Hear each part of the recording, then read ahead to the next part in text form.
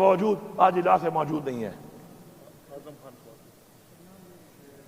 آخر کس بنیاد پر ہمارا ایک کیبنٹ ممبر لیاقت خان اور ایک انور زیب خان ہمارا پارلیمنٹیرین پروشن آرڈر کے باوجود نہیں آ رہا اس اجلاس میں؟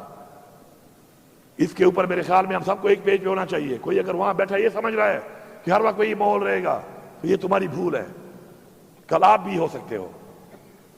تو اس لیے حق کے لیے، سچ کے لیے، قانون کی بالادستی کے لیے،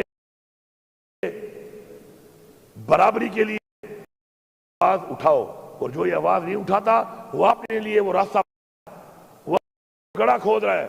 کبھی تو یہ سمجھ رہا ہے کوئی اور گر رہا ہے، لیکن وہ خود بھی اس میں گرے گا۔ اسی طرح ہماری پارٹی کے اعظم خان سوادی صاحب اس عمر میں ان کو گرفتار کر کے پہلے بھی گرفتار کیا گیا، پھر گرفتار کیا ہوا ہے بغیر وجہ کے۔ ہمارے اس وقت ورکرز 88 کے اندر خامخواہ ڈال دیا گیا۔ اس دن پیشی ہے، پیشی پہ جج صاحب نہیں آئے، جج صاحب چھٹی پہ چلے گئے۔ 100 ورکر کی پیشی ہے، وہاں پہ جج صاحب نہیں آئے، اس وجہ سے کوئی اور جج بھیج دیتے۔ کسی کے بچے کا کیا جیل میں کچھ دن زیادہ گزارنا کوئی اہمیت نہیں رہتا اس ملک کے اندر؟ کیا ان ماؤں، ان بہنوں، ان والدین کے جو بچے ہیں یا کسی بچوں کے والدین ہیں جو اس وقت جیل میں ہیں بے گناہ، تو کیا ان کا 1 گھنٹہ یا 1 لمحہ یا 1 ہفتہ یا 1 دن کوئی اہمیت نہیں رکھتا؟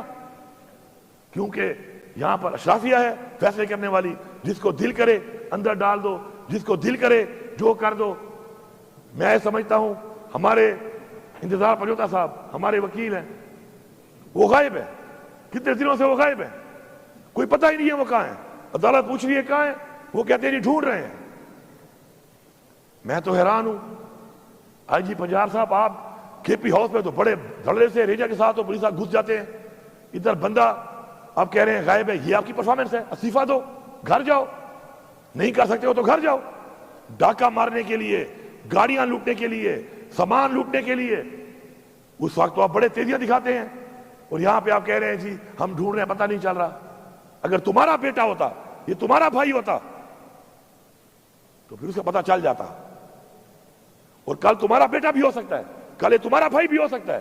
میں سب کو یہ پیغام دے رہا ہوں، چاہے سیاسی پارٹیاں ہیں، چاہے کسی ادارے کے کوئی بھی لوگ ہیں، یہ جو آپ فیملیوں کی طرف اس طریقے سے آپ جو یہ رسم اور رواج قائم کر رہے ہیں، یہ اپنے گھر کی طرف راستہ دے رہے ہیں آپ لوگوں کو۔ خدا را یہ غلط رسم ہے، غلط رواج ہے، اجتناب کیا جائے اس سے۔ یہ وہ راستہ ہے جو آپ دکھا رہے ہیں اپنے گھر کا، یہ راستہ آپ کے گھر کو بھی جاتا ہے، یہ راستہ آپ کے بھائی کی طرف بھی جاتا ہے، آپ کی فیملی کی طرف بھی جاتا ہے، آپ کے بچوں کی طرف بھی جاتا ہے، آپ کی طرف بھی جاتا ہے۔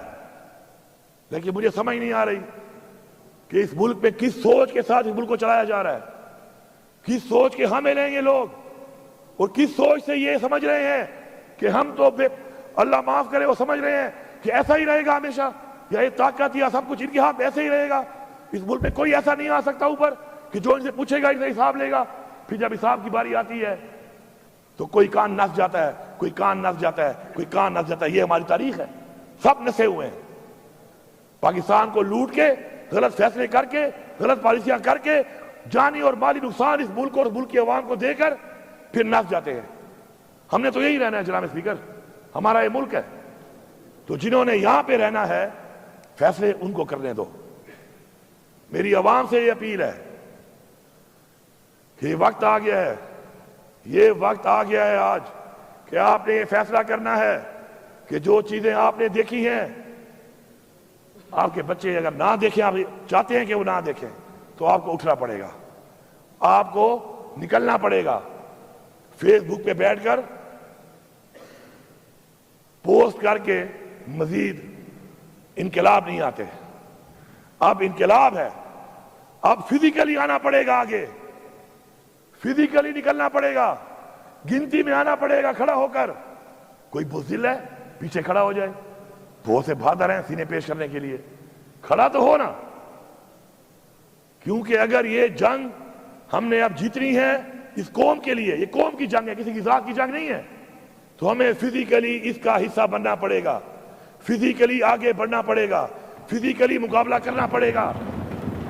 اور فزیکلی اس قوم کو اب نکلنا پڑے گا، اور انشاءاللہ بہت جلد کوئی یہ سمجھتا ہے کہ ہم پیچھے ہٹ جائیں گے، یہ ان کی بھول ہے۔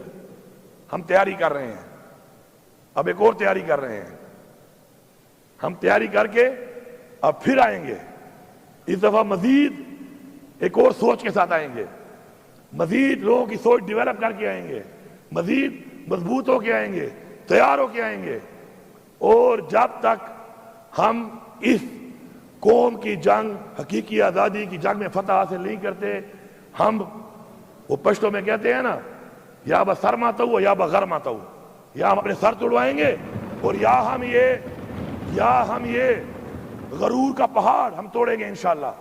اور ہمیں اللہ پہ یقین ہے، ہمارا ایمان ہے کہ اللہ الحق ہے، حق کا ساتھ دیتا ہے۔ تکلیفات بھی آتی ہیں، کوشش کرنی چاہیے انشاءاللہ، ہماری کوشش جاری ہے۔ میں یہاں پر ابھی بھی دوبارہ وارن کر رہا ہوں کہ آپ نے جس طریقے سے اپنے ہاتھ میں یہ غیر آئینی ترمیم کر کے سینئر موسٹ جج کے بجائے اپنی مرضی کا جج لگانے کا پروگرام بنایا ہے، اگر آپ نے سینئر موسٹ جج کو نہ کیا ہے پوائنٹ، تو انشاءاللہ ہم سب نکلنے کے لیے تیار کھڑے ہیں۔ یہاں پر ہم نکلیں گے، ہم یہ ناانصافی نہیں ہونے دیں گے، ہم اپنی عدلیہ کو غلام نہیں بننے دیں گے، اور ہم اس کے لیے آواز بھی اٹھائیں گے، ہم تحریک بھی چلائیں گے، ہم مارچ بھی کریں گے، ہم آگے بھی بڑھیں گے، ہم مقابلہ بھی کریں گے، اور ہمیں کوئی پرواہ نہیں ہے کہ ہمارے ساتھ کیا ہوتا ہے۔ اور اب شکر ہے الحمدللہ، اب وہ ہمارا کہتے ہیں نا، وہ چھانا ایک ہوتا ہے، اب تو چھانا لگ گیا ہے، چھانے میں پتہ چل گیا ہے، ان کو ہی پتہ چل گیا ہے، 2.5 سال سے انہوں نے جو حرکتیں کی، بار بار کی، ہر طرح کے حربے آزمائے، اب نکلتے آہستہ آہستہ وہ لوگ سامنے آ رہے ہیں جو صرف ایک چیز پہ یقین رکھتے ہیں، وہ ہے لا الہ الا اللہ۔ بس اب لا الہ الا اللہ والے کھڑے ہو گئے ہیں انشاءاللہ، چاہے وہ پارلیمان میں ہے اور چاہے وہ عوام میں ہے۔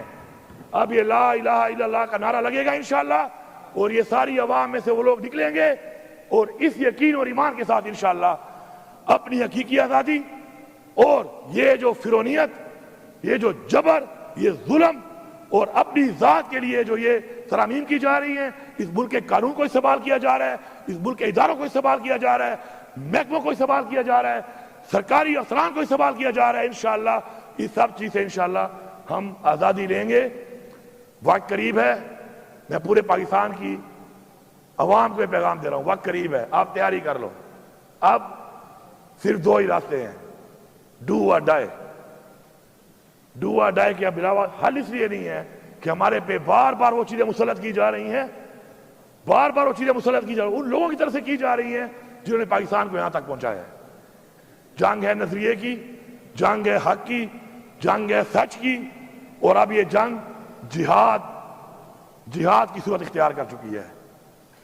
سارے جا کے قرآن میں جہاد کے بارے میں پڑھ لو کہ جہاد کے بارے میں کیا حکم دیا گیا، کہ پہلے آپ ظالم حکمران کے خلاف منہ سے بات کریں، پھر اگر مسئلہ حل نہیں ہوتا پھر آپ فزیکل ہوں گے، مالی اور جانی جہاد کا باقاعدہ ذکر آیا ہے۔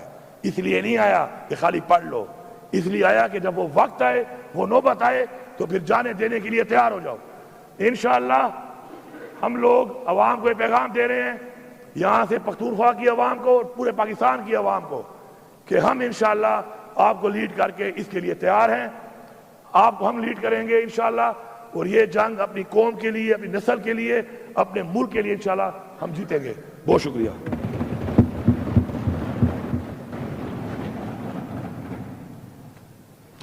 Arbab Mohammad Usman Khan, your question 211 has been deferred for tomorrow. The sitting is adjourned till 3 p.m. Tuesday, 22nd October 2024.